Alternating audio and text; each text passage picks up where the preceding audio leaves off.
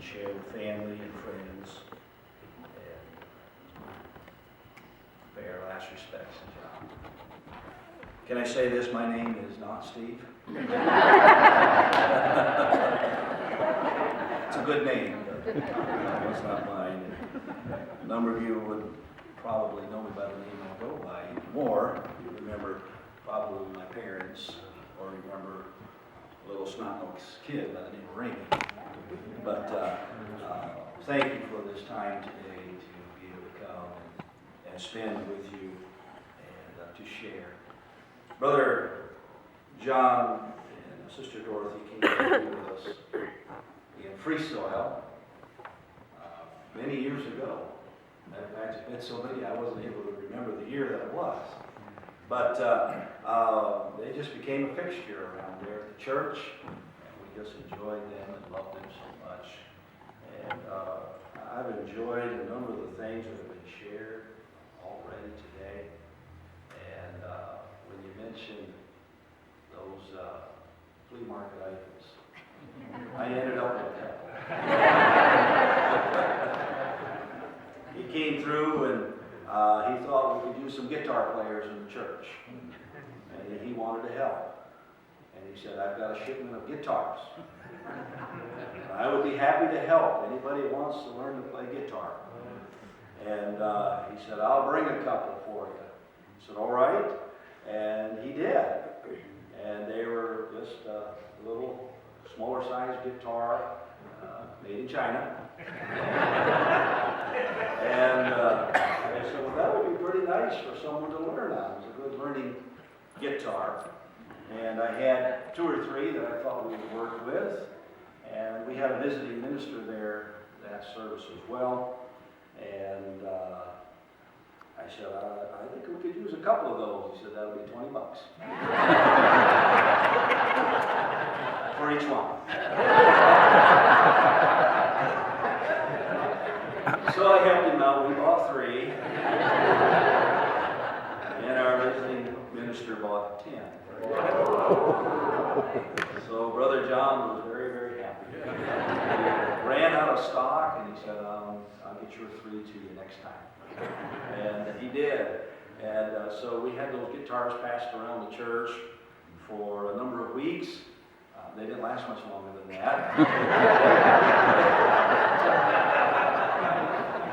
We got our money's worth. And out of all that, I had one young man who picked up one of those guitars and taught him a couple of chords, and he took it from there. And after he broke it, his family helped him invest in another one, and he went on to actually become pretty good on that guitar, and has gone on to serve as music minister in 2 or 3 churches now. And so it's just kind of wonderful to see those things come together. Brother John was always a blessing. I always enjoyed every time he came to church. He loved our services, and for perhaps several personal reasons, our services are in the afternoon.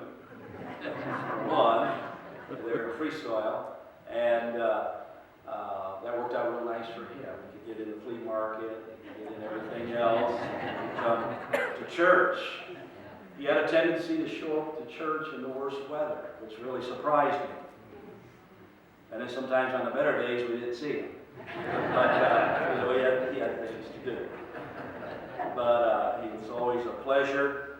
I still remember the day he came into church, and honestly, what attracted him and Sister Dorothy was at that time we were still using the hymnals and a lot of the older worship choruses, and he really missed that. They really loved being able to hear all that. That little country church, a little old wooden church, and walking there and singing those songs of praise to the Lord Jesus Christ.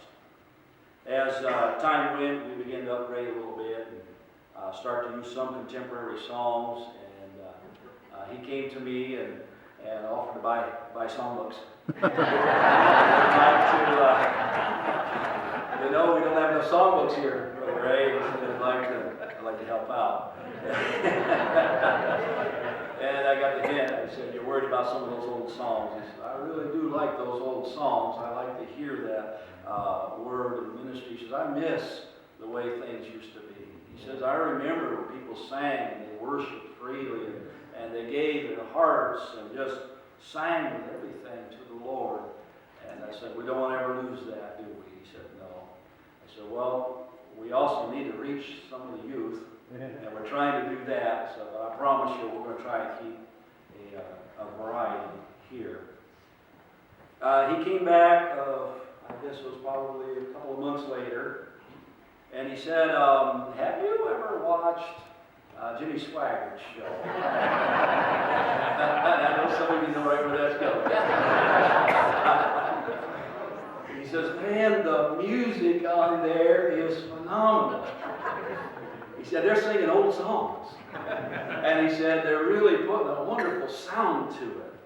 And it's beautiful. He said, I don't listen to the preaching.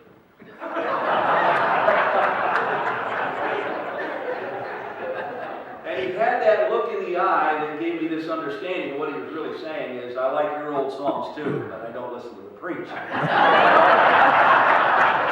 That was just the way he was.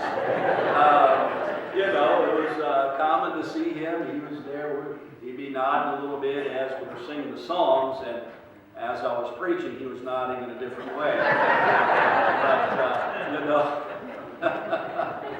I enjoy it and appreciate it. I figured I've got quite a ways to go before I could ever get to a point that would really give him something new, fresh. And I don't want to take a long time today. I just want to share this from Scripture. The Apostle Paul said in Ephesians 4, and Brother John, I know, would not understand if I use anything but the King James Version. So I'm using that, and I hope you forgive me for having a little technology. And he gave some apostles and some prophets and some evangelists and some pastors and teachers for the perfecting of the saints, for the work of the ministry, for the edifying of the body of Christ, till we all come in the unity of the faith and of the knowledge of the Son of God, unto a perfect man, unto the measure of the stature of the fullness of Christ. Till we come to that point of completion. That's what we're here for. Amen. It was a privilege to be able to serve Brother John, Sister Dorothy. It was quite an honor, just a young preacher at that time, and here they kept, and to sit in our services and to bless us. And I appreciated it so very much. It was a link to me back to my past, when many of you only remember Rainy, and that was perfectly fine. I still go by that. Every once in a while I hear it, and I have no problem with that at all. It's always a pleasure to hear it, remember, just think back. Someone remember those days. I was pretty young when Mom and Dad picked up and moved on. But Brother and Sister Mattson were just a link to the past and relatives and families, and I enjoyed hearing him talk about his family and what they were doing, and his grandchildren, and just everything that was happening. I enjoyed the times that we were able to discuss the Word of the Lord and talk about God. And to understand that God has brought into this place today. Death can be a difficult thing to process and to deal with. But when we look at the work of God, aren't you glad you know the Lord today? Amen. It puts a whole new slant on everything, doesn't it? An entirely different meaning. This is not the end. This is completion here on earth. Moving on in perfection to heaven. Till we all come in that unity of faith and of the knowledge of the Son of God. Amen. Brother John has reached that point. Going to see.